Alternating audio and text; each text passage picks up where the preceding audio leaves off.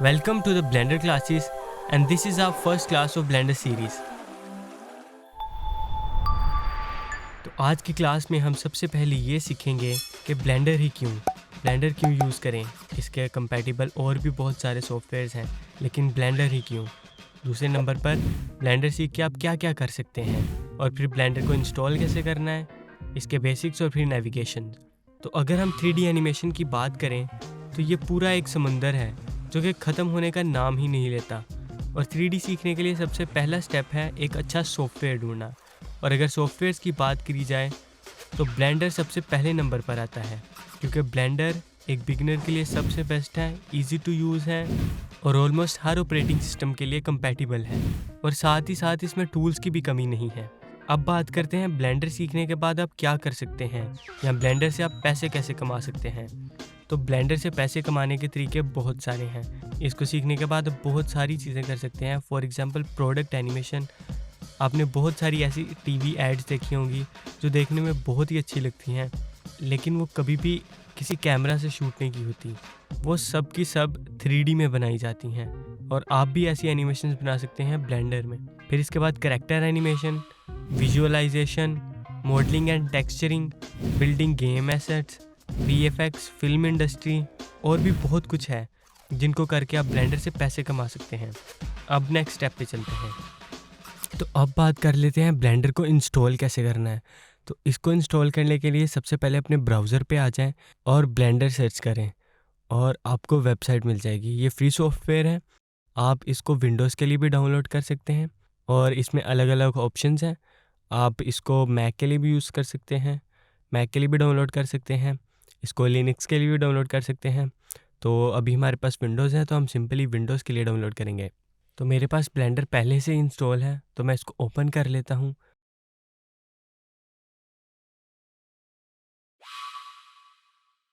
Open करते ही आपको कुछ इस तरह का व्यू पोर्ट नज़र आएगा, और इसमें आपको एक कैमरा मिलेगा, एक लाइट मिलेगी, साइड पे आपको कलेक्शन मिलेगी, उसके नीचे ही आपको प्रॉपर्टीज़ मिलेंगी, साथ में आपको टूल्स मिलेंगे, अलग अलग मोड्स मिलेंगे। ऊपर ऊपर साइड पे अलग अलग विंडोज़ मिलेगी, अलग अलग work space, modelling, texturing, sculpting और भी बहुत कुछ, जिनको यूज़ करके आप अलग अलग चीज़ें कर सकते हैं।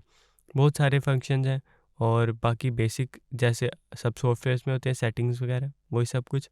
तो सबसे पहले इसमें ज़ूम करना है, तो आपको स्क्रॉल व्हील यूज़ करना है। आप अपने स्क्रॉल व्हील को रोल करेंगे ऊपर को तो ज़ूम होगा, और डाउन करेंगे तो वो आउट हो जाएगा।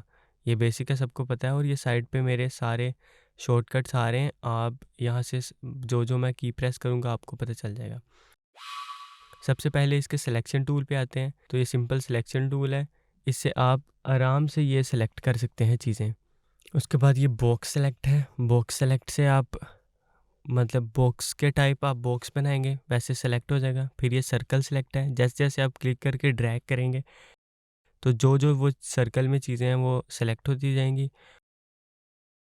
उसके अलावा यहाँ पर आपके पास लासो टूल है। इसमें आप जितना जहाँ पे ड्रॉ करेंगे वो उस एरिया के अंडर अंडर वो सारी चीज़ें आपकी सेलेक्ट हो जाएंगी। तो ये बड़े यूज़फुल टूल्स हैं।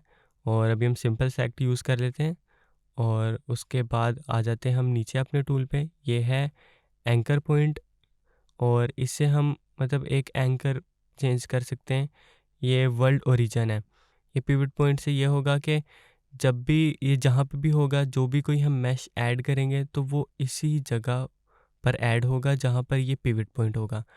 तो अगर हम यहाँ पर न्यू अब क्यूब ऐड करते हैं तो जहाँ पर देखें मेरा ये पिवट पॉइंट है, वहाँ पर ही यहाँ पर क्यूब ऐड हुआ है।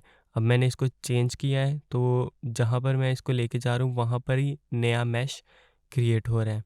तो ये बड़ा यूज़फुल है। आप इसको जहाँ पे भी लेके जाएंगे, आप स्पेसिफिक अगर प्रिसीजन से काम करना है तो आप अपने इसको पिवट पॉइंट को हिला के, मतलब जहाँ पे आपको कोई चीज़ ऐड करनी वहाँ पर आप ऐड कर सकते हैं।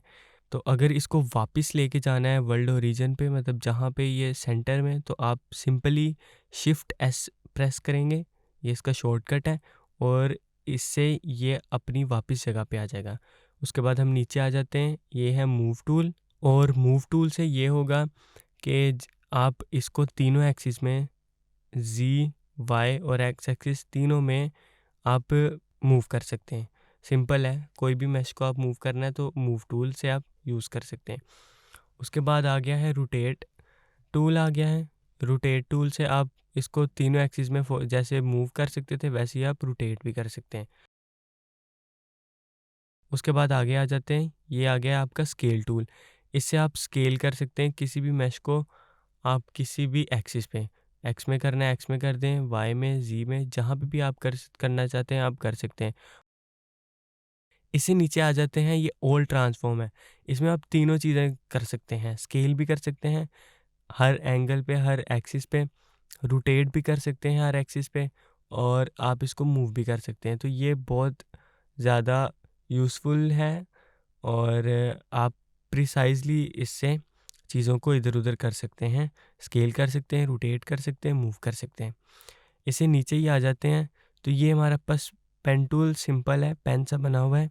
इसे हम ड्रॉ कर सकते हैं, मतलब ये आपके उसमें आएगा तो नहीं रेंडर में, लेकिन इससे ये है कि आप अ, एक पॉइंट बना सकते हैं, एक हाईलाइट कर सकते हैं। आप कहीं पे भी किसी भी एक्सिस पे कुछ भी अपने याद रखने के लिए इसको कुछ लिख सकते हैं। उसके अलावा नीचे आ जाते हैं, ये है स्केल टूल, इससे रूलर टूल, और इस रूलर टूल से आप किसी भी चीज़ की हाइट या उसकी लेंथ मेजर कर सकते हैं। जैसे मैं ये क्यूब की मेजर करके दिखा रहा हूँ आपको। इससे नीचे ऐड टूल आ गया, इससे आप सिंपली ऐड कर सकते हैं क्यूब्स।